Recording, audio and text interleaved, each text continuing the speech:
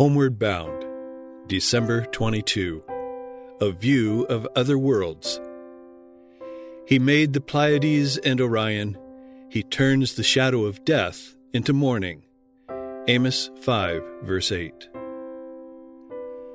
Heaven is a good place. I long to be there and behold my lovely Jesus, who gave his life for me, and be changed into his glorious image. Oh, for language to express the glory of the bright world to come. I thirst for the living streams that make glad the city of our God. The Lord has given me a view of other worlds. Wings were given me, and an angel attended me from the city to a place that was bright and glorious.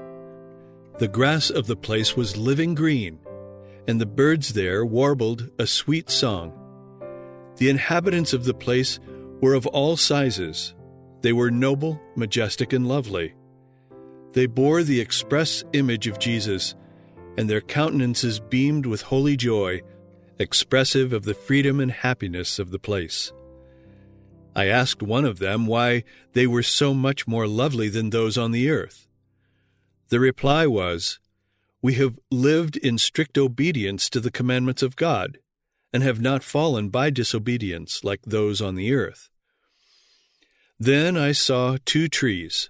One looked much like the tree of life in the city. The fruit of both looked beautiful, but of one they could not eat.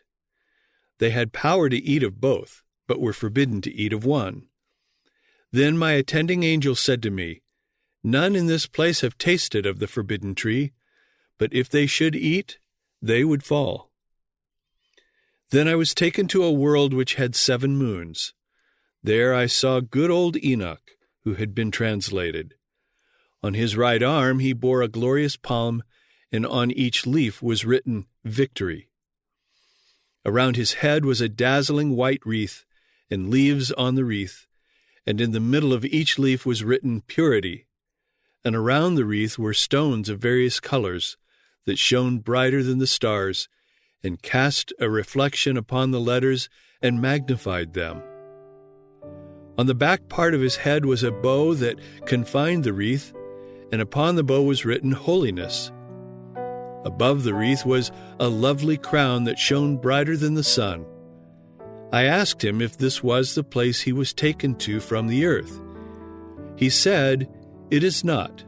The city is my home, and I have come to visit this place." He moved about the place as if perfectly at home. I begged of my attending angel to let me remain in that place.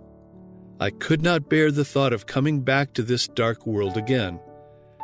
Then the angel said, "You must go back, and if you are faithful, you, with the 144,000, shall have the privilege of visiting all the worlds and viewing the handiwork of God."